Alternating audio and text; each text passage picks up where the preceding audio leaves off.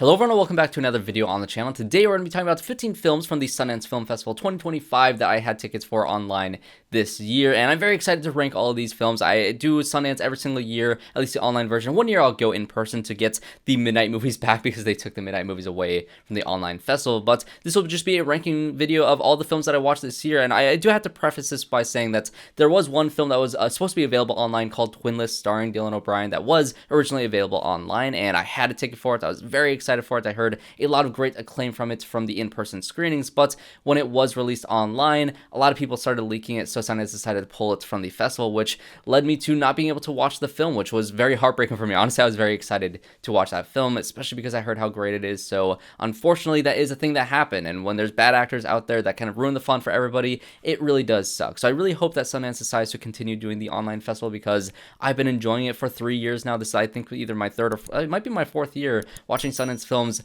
online, and if this ruins it for everybody, that really does suck. But one year I will go in person to, catch all the films that they have there, and I just love this festival so much. I love the movies that come out of it, and I cannot wait to talk about these 15 films here. So let's just jump right into the list.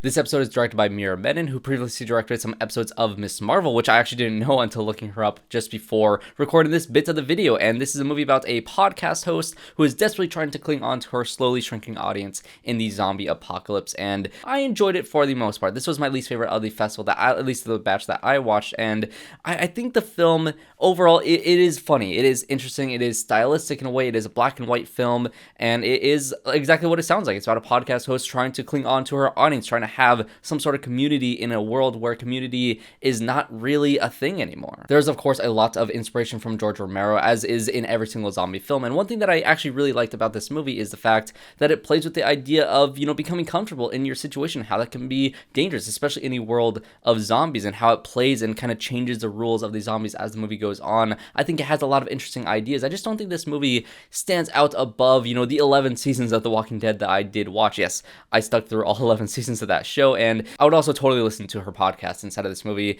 If the apocalypse did happen, I'd so be on board with that. And also the third act of this movie is very strong. I think it ended off on a high note, but overall it was okay.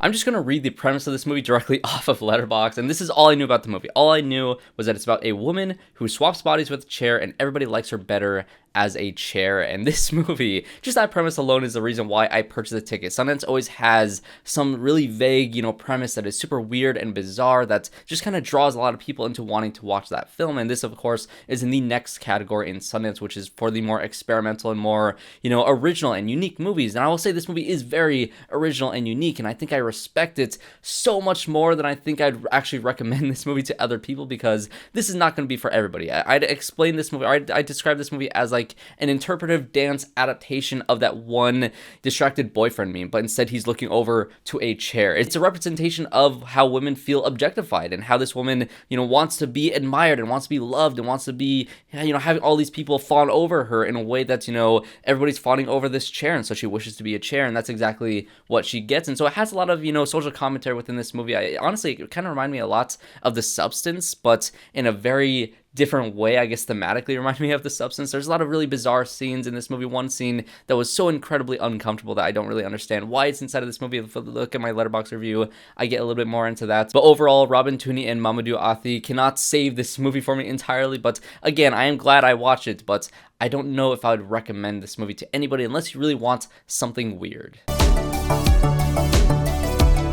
Next up is a movie called Black News, which has been getting a lot of praise out of the festival, and honestly, I kind of want, I don't like my placement of this movie on this list now, like just looking at my list in general, because I like this list a lot, and I said in my Letterboxd review that you don't go to an art gallery and look at the paintings and rate it from 1 to 5 stars. Like, you just don't do that, and this movie feels like it should be playing on a projector inside of an art gallery, because I know some museums actually do that, some art galleries do that. There's a lot of, artistic intent inside of this movie, and I struggle to even call it a movie. It's kind of a collage, an encyclopedia of a bunch of Black history and current day memes and culture and like some weird futuristic narrative stuff inside of this movie, as well as along with like a lot of really interesting stories of the director himself and like the subtitled moments where he goes through his, family home and kind of explores what his history was personally. And so there's a lot of really interesting stuff inside of this film, but I just don't think it's for me, because I think personally for me, I need an actual narrative to follow for a movie to be fully invested inside of it. And I actually did watch this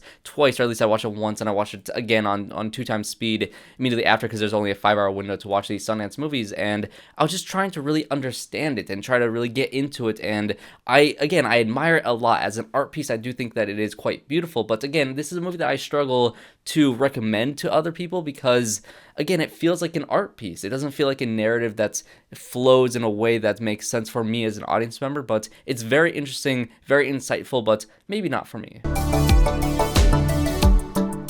Bunnylovr is directed by Katarina Zu, starring, of course, herself as a cam girl who is really struggling with a lot of relationships in her life when it comes to her best friend, played by Rachel Sennett in this movie, her estranged father, and a very toxic relationship that she has with somebody in her chat room. And it's a very quiet and subtle movie. I think, if anything, I would compare it to in the way that characterization is done in something like Anora, where that movie kind of, presents this character who is she's very much making all these decisions that are maybe not the best decision for her own life, but you're very much questioning why she's doing the things that she's doing. And it's very interesting. You're drawn in to this character in a very quiet and subdued way inside of this film, and you're constantly trying to figure her out. You're constantly trying to figure out what her motivations are, why she's trying to interact with these characters and the way she's trying to interact with them. And it ends in a very interesting way. I do like the journey of this movie itself, although I do think this movie is a little bit too quiet and subdued. I kind of wish this movie kind of really went out there and had a little bit more fun. It was a little bit more energetic than it actually was, but as a very quiet and tender drama, I do think that it works pretty well. At least for me, Sundance is known for two of its different categories. I love its midnight section, which again hasn't been online in the past couple years, which is very sad for me, but also its documentaries. I think they have so many great documentaries that are released every single year. Box Diaries is currently nominated for Best Documentary at the Oscars this year. It premiered at Sundance, and I absolutely love that film, one of my favorite movies last year. But the reason why I got a ticket to Sally was because I love this movie called Fire of Love, which is also another Sundance documentary. And this was also, bought out by National Geographic, and it had a similar poster, and it had just a similar vibe to it. And I was like, okay, I'm interested in watching another documentary that plays as both, a narrative telling the story of this person, but also telling a love story at its heart. And that's exactly what this movie does for Sally Ride, who was the first American female astronaut to go out into space. And her story was something that I didn't really know anything about going into this movie. And so as just a normal informative documentary with a pretty standard, format and way that you play out in this documentary, it is pretty solid. It's nothing groundbreaking in terms of how it plays with the style of a documentary itself, which I will get into in another film that I watched later on here, but it was a fairly solid documentary, but at its heart is a love story, and the fact that she hid her love with another woman for 27 years before she died, and it's such a heartbreaking story, but it's also very heartwarming to see Tam finally tell the story of both her and Sally's relationship, and how difficult it was for them to kind of go and do this as a secret because of how, shameful Sally was, or how worried she was about, coming out with this thing and having it affect her career, having it affect the people around her, the kids that look up to her. And it's honestly a very sad story to tell here, but it was a very great documentary. Again, very insightful. It didn't really break the ground of documentaries themselves like some other docs did in this list here, but it was very good. I can see a lot of people being mixed on Love Brooklyn coming out of the festival because it's filled with a bunch of unlikable characters. It's basically a love triangle between these three people who live in New York, with André Holland at the center of it all, and his character is so incredibly frustrating to watch throughout this movie, but it's to watch a character that is so incredibly flawed on screen deal with those flaws and try to learn and grow from it, or not learn and grow from it throughout the movie it's at least for me, it's very fun to watch. I'd probably compare this most to Shortcomings from a couple years ago, because that movie also had a very frustrating character at the center of it. But again, I don't mind characters that are unlikable because they tend to be the most interesting subjects to follow in this. And I think that André Holland is great in this movie, and yet another film inside of this festival that has a lot of great subdued performances with characters that are really trying to work their life out, that are very much struggling in their broken lives. And I think that this movie, in its way of exploring how New York is changing, how these characters are changing, how everybody's getting older in this, it's kind of a coming of age story for adults in a lot of ways. And that's one of my favorite genres. And I think it's a very interesting way to tell a coming of age story for somebody who's in their 30s. And so I think that it's a very interesting film. I actually really did like the characters, but I can see why some people wouldn't like them as much. And if you're not on board for watching characters that are extremely flawed, you're probably not going to like this movie. But as somebody who, in my own films that I want to write, it's all filled with very flawed characters. None of my characters are necessarily likable, which I think is a problem with my writing. But still, I think movies like this are important to tell, and I really enjoyed this one. This is a film that I was very excited to get into when I saw the program released for this festival, and it's called The Zodiac Killer Project. And this movie is honestly kind of hard to explain. So essentially, you have this filmmaker named Charlie Shackleton, who wanted to make a documentary about the Zodiac Killer, or wanted to make a documentary that was kind of based on a book that was written by one of the police officers involved in the case. And he had this one suspect that he was so convinced was the actual killer, and he wrote this entire book trying to gather all the evidence, trying to prove that it was this one person. And he was reaching out to the estate of the original writer of the book, who passed away not too long ago, and they denied the ability for him to make the movie. They would not give him the rights to this book, and so they basically stopped the film dead in its tracks. And so what this movie basically is it is a telling of what the documentary would have been through, I guess, footage and visualizations of what the documentary would have been. It's very tongue-in-cheek and very much satirical on the true crime genre, I guess, of documentaries that are out there, which, you know, the tropes of it, you know, all the intros are the same, the recreations are kind of all the same, they all kind of play out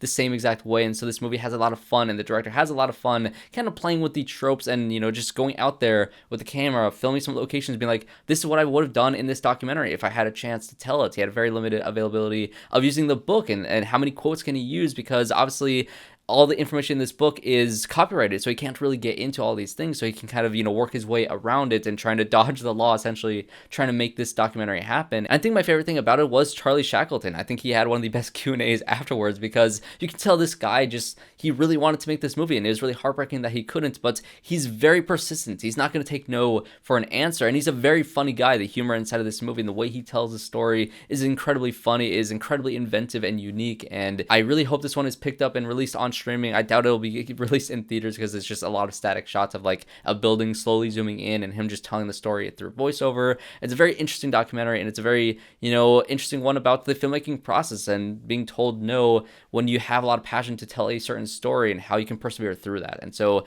as a documentary, this is one of the most unique ones that I saw at this festival, and easily the most inspirational of the festival as well. I'm starting to realize how many documentaries I got, because this is not the last documentary that I'm going to be talking about here, but it is one of the better ones. This movie is called André the Idiot, and it's about this guy named André who decided not to get a colonoscopy when he turned 45, and a year later, he started to feel sick. He went to the doctor for some reason, and he found out that he has stage 4 colon cancer, and it's about him essentially trying to document his death. He's, you know, very much preparing for the possibility that he might die, that he made a very stupid decision in his life, and he's trying to, you know, work around that. And he's a person that has a lot of life to him. He's very funny. He's very energetic. He's one of the most outlandish and wild people that you'd ever know. His life story is incredible. There's a lot of really great and hilarious moments throughout the first half of this documentary before obviously it gets more serious as he gets more sick. And again, when I talk about emotionally draining films inside of the festival, this is one of them. This is one that was extremely fun. I think it's just as funny as it is completely devastating as well, and it has a great balance between those two tones that I think is very hard to strike in a documentary. And even though this has a more standard, you know, formats than something like the Zodiac Killer Project, I was completely emotionally wrapped up into the story of André, and I think it is a story that should be told as well. I think that his, you know, humor and his way to deal with death was something that was really inspirational as well to watch. So this is a documentary that I highly recommend. I think it was already bought by A24 and will be distributed by them later this year. Cannot wait for more people to watch this. Rashad Fretz directs the next film here on the list, called Ricky, who is about a convict who is released from jail after 15 years and him trying to reacclimate into post-incarceration life. And it's about his struggles of trying to get a new job, trying to get enough money to save up for a car, trying to, you know, make relationships. And this will start the trend of the list of Sundance movies that I got this year, which there's always a trend. You know, last year there's a lot of movies that I got that had a lot of random dancing scenes, like By Design has a lot of random dancing scenes, but this year it's just really depressing movies, or really just sad and just emotional emotionally draining movies, and this is the first one on the list that I will say was completely emotional draining. This one was a tough watch, but it had a phenomenal lead performance at the center. Stephan James plays the title character of this movie, and he was so great in this movie. I think in terms of a lot of Sundance movies, a lot of these quieter, more, dramatic films have very subdued performances, and that's another trend here that I saw, especially when it comes to my favorite film of these festivals. There's a great subdued performance in that one, but this one in particular, he is so great at playing this character that so desperately wants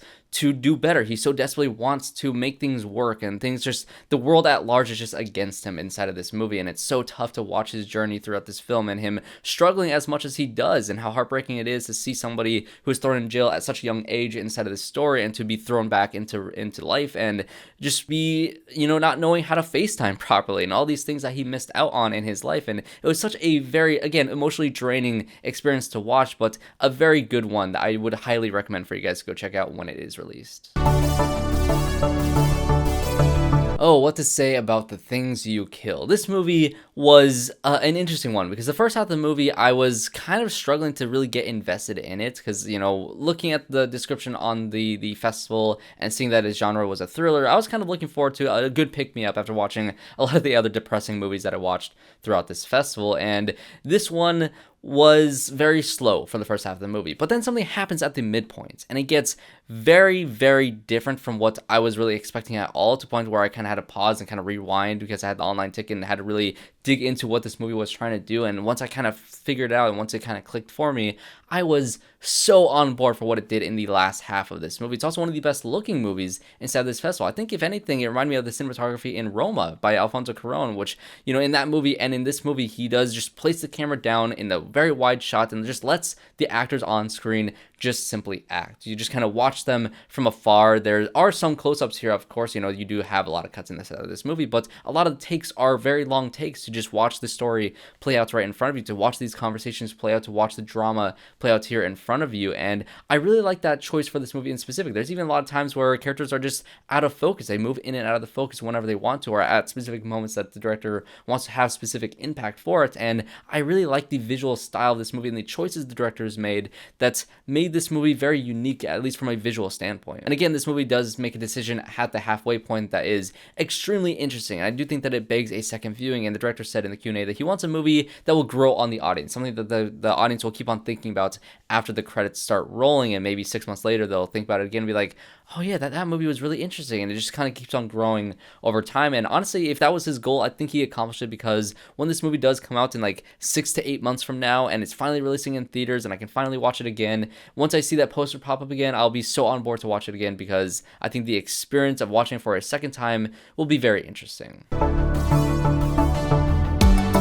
Alright, so let's talk about a weird one now. This movie is called Atropia. It won the Grand Jury Prize for the U.S. Dramatic Competition at the festival, along with a lot of mixed reviews from critics, which I was honestly very surprised to see the Rotten Tomatoes score for this movie. It is directed by Haley Gates. It stars Alia Shawkat as an Iraqi woman who works on a military base in the U.S. where they essentially built this Iraqi village to essentially train their soldiers on how to act and how to interact with the people there, as like a training exercise, which is based on real events that would happen, that honestly still happen today, just with a different coat of paint, essentially. That is mind-blowing to me. I was thinking the entire film was like, there's no way this actually happened. There's no way this village and the way that they're treating these soldiers and the way that they're treating, I guess, the training of them, there's no way any of that was real. And to find out that it is based on reality is kind of crazy to me. This movie is a comedy, satire, war film, drama, and a romance movie. It has so many different tones and genres within it that the director has to try to balance it all inside of this 2-hour movie, and I think she does a really great job at balancing this tone. And I think some of the critics and some of the reviews have been saying that this movie is kind of a mess when it comes to its tones, but I don't know. I think it really fell together in a very interesting and unique way, at least for me as an audience who got really invested in this story. And I think the romance at the center between Alia Shawkat and Callum Turner was the heart of the movie, and I think worked surprisingly well. But of course, you can't discount the comedy of this movie, because of course it is a satire almost first and foremost. The opening scene is hysterical, and there's so many great, jabs at early 2000s training videos for the military here. There's a lot of great jabs at just war in general, It's very much an anti-war film in a lot of ways, and I think it does handle the Iraqi war and that situation in general and how you're playing with the satirical elements of these characters in a very interesting way, along with Alia Shawkat's character, who is a very conflicted character because she is Iraqi and she's working in this camp that's essentially training these soldiers to go over to Iraq to do what they did in that war, which is very controversial for many people. And honestly, probably most people at this point are very, jaded on what happened inside of that war and very upset with what happened inside of that war. And so, yeah, it's a very interesting way to balance all these different tones. And as a satire, I think that it really did work. And I don't think, obviously, with the comedy, if you don't think it's funny, it's not going to work for you. But I found this movie to be very funny. I got very invested in the romance in this movie, and I thought all the tones were balanced very well, along with the cinematography, which I thought was some of the best of the festival. I loved the colors and the shots and the looks of this movie. One of the best final shots in this festival was inside of this film. So the first 6 films on this list range from okay to decent. The next 6 after that range from good to great. These last 4 are all phenomenal. Let's talk about The Perfect Neighbor, which is the last documentary here on this list. And I think if I were to describe it, I'd honestly kind of say that it's honestly a found footage documentary horror film. It's absolutely terrifying to watch. It is all shot through security camera footage and body camera footage from the police officers, and it plays as a narrative from 2 years before the incident with all the phone calls that were called by this Karen that lived across the street from this black family, to the incident itself, to the actual conviction, all the way up to the court cases. And it just happened a couple years ago, which is even more just messed up and just, hard to watch. This one was also very emotionally draining, as a lot of these films were at the Sundance Film Festival this year. And like documentaries in the past, like Box Diaries, like Beyond Utopia, now The Perfect Neighbor, this is definitely a must-watch documentary for anybody who's interested inside of this subject matter. If you don't know what the standard ground laws are inside of Florida and other states in this country, essentially means that if you're on your own property and you fear for your life against somebody that you think is a threatening force to you, you can shoot with the intent to kill them and face no consequences for it. And obviously that, is a law that's, maybe is used sometimes for the right reasons, but mostly is used for the wrong reasons. And it's very hard to prove in court whether or not that was the case. And so now you have a film that kind of explores that law and explores the flaws within that system and the issues that has come from it based on this one incident that happened a couple years ago. And it is completely terrifying. And like I said, my favorite part about this movie is the fact that it is a found footage horror movie. You're watching strictly from an objective point of view, watching the evidence actually play out. So you're not getting any, post-interview testimonials from the people that were involved in this situation like a normal documentary. You're watching the body camera footage. You're watching the police officers interview the people that were in the situation at the moment. You're watching the actual situation itself play out from beginning to end. You're listening to the police calls. You're listening to everything that happened in this incident. You're watching the interrogations afterwards when the detectives are talking to the people involved. And it is so terrifying to watch the legal system go in the way that it does, or to see how it is working, to see that, yeah, maybe this situation won't go out in a way that you want it to. And you're absolutely terrified watching the entire time, wondering if this person who was killed in this incident is going to die in vain, essentially. And it is a terrifying thing to watch because of the state of our country specifically right now. And it's a very important movie, honestly. I think that if you come out of this movie or you come out of this review thinking that, I need to watch something for sure, this is the one. All right, we're not stopping with the emotional draining films yet. We're talking about Omaha, directed by Stephen Cole Webley. And yeah, this movie was probably the hardest movie to watch of everything at the festival. It's about a father who wakes up his 2 young kids very early in the morning one day and just pulls them out into the car and goes on this mysterious road trip. And you don't really know exactly why they're going on the road trip. You're getting little hints here and there as to why they are on the road, but it's a very devastating realization as you kind of go through the process of this film and go through the grief that these characters are going for. And when you finally reach their destination, you figure out what it's all about. It's even more emotionally just devastating. There's so many moments and so many scenes in this movie that's completely broke me, especially my friend that I was watching it with, who said that the movie essentially took a chunk out of him and it belongs to the film now. Like, that part of him is gone now. It literally took a piece out of him and he'll never get that back. John Magaro is the star of this film, who was in Past Lives a couple years ago, which I believe was also a Sundance film, and he was phenomenal in this movie. I think that his Oscar campaign for 2026 begins right now. If this movie is not in contention for awards, specifically with the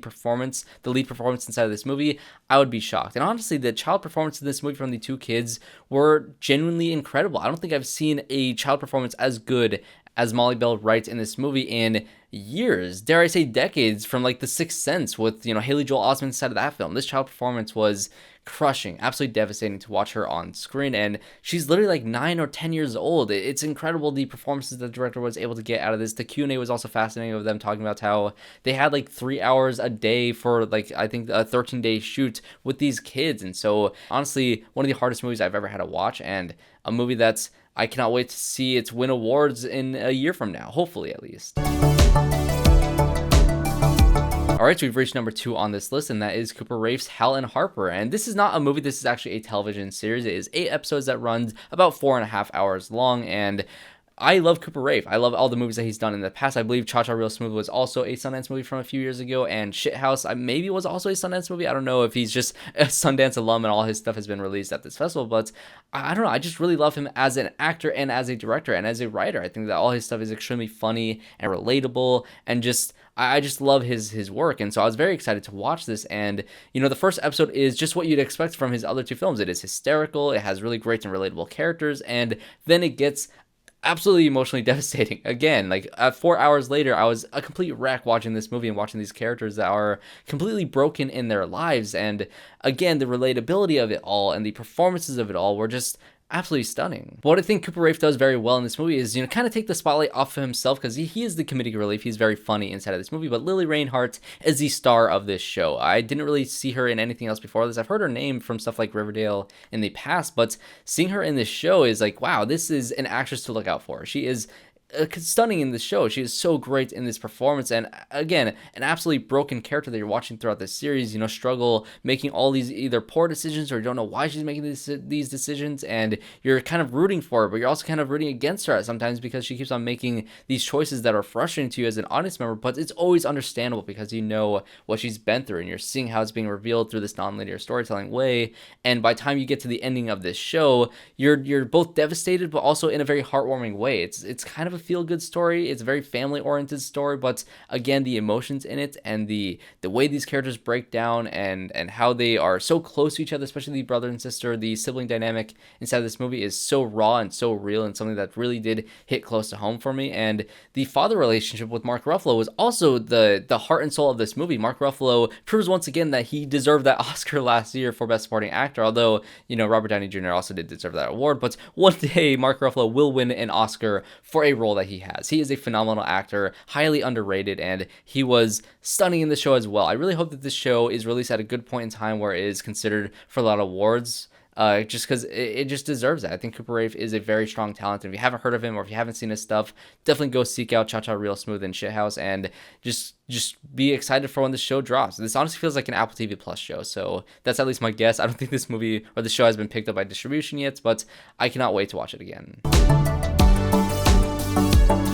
All right, so we've reached the final film on this list, my favorite film from Sundance of 2025, and that is a movie called Sorry Baby. This movie was just picked up by A24 of all these studios, which honestly makes a lot of sense. I think if you know A24 and their dramas that they usually release, this one fits right in line with the stuff that they have. And again, when I talk about emotionally devastating films, this one killed me by the end of it. It was absolutely just crushing. Eva Victor is the director of this film and also the star of this movie, and she kind of came out of nowhere. This is the first film that she's ever made, and, you know, just watching the Q&A afterwards of how she reached out to Lucas Hedges to star in this movie, and how he kind of saw her email at first and kind of, you know, pushed it off on the side. It's like, who is this person? Who is this person trying to get me inside of that movie? And then he read the script and was blown away by it, and then went back to that email and be like, oh wow, this director, like the heart and soul that she's pouring into this email and this film and everything involved with this is so just like important. It's such a great movie, and yeah, the emotions in it are tough to watch. It's another film that plays in a non-linear storytelling fashion, and I think to a very, very effective degree. You're watching this character who went through an incident in her life, which is kind of revealed throughout the movie, so I don't want to spoil what that is, but the world kind of moves on without her, and she kind of just feels stuck in her life, not able to move on from it for very understandable reasons, and you kind of figure that out, and you kind of piece things together as the movie plays out, and her relationship with her friends, you know, her love life, and her career, and all the things that she wants to do with her life, but the things that she can't move on from. It's a very fascinating movie from a character standpoint, and again, a very subdued performance from Eva Victor, who is phenomenal inside of this movie. I think that she's one of the best performances inside of this festival, and I've talked about so many great performances inside of this festival. But it really is the script of this movie that is truly incredible. I think that Eva Victor is a phenomenal writer, actress, and director for this movie, but her script is really the basis of why this movie works so well. Again, the non-linear storytelling is done in a way that is so important forward to the storytelling of this film. And there's so many lines of dialogue and so many insightful moments of growing and learning and just kind of like feeling your emotions and dealing with your trauma in a way that is sometimes not healthy, sometimes healthy, and sometimes absolutely crushing. I think if this movie reminded me of anything, it's sometimes I think about Dying from a couple years ago with Daisy Ridley, which I absolutely love that film. This movie is kind of in line with that for me, and it was just emotionally devastating. It's such a fascinating movie to watch, and I cannot wait for people to see it and for A24 of all the companies to distribute it. I really hope a lot of eyes get on this thing because Eva Victor is a talent to look out for, and I think of all the filmmakers here, a lot of debut features inside of this festival.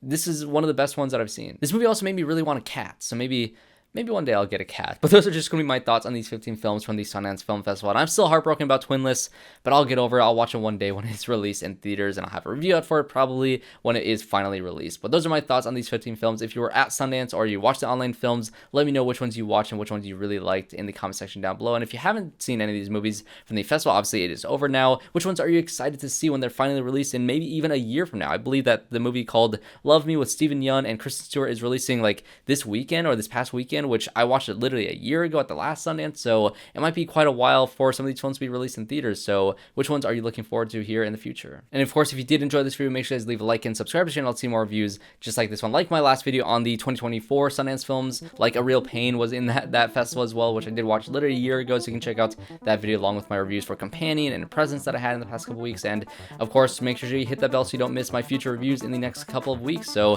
thanks for watching, and I hope to see you all in my next one.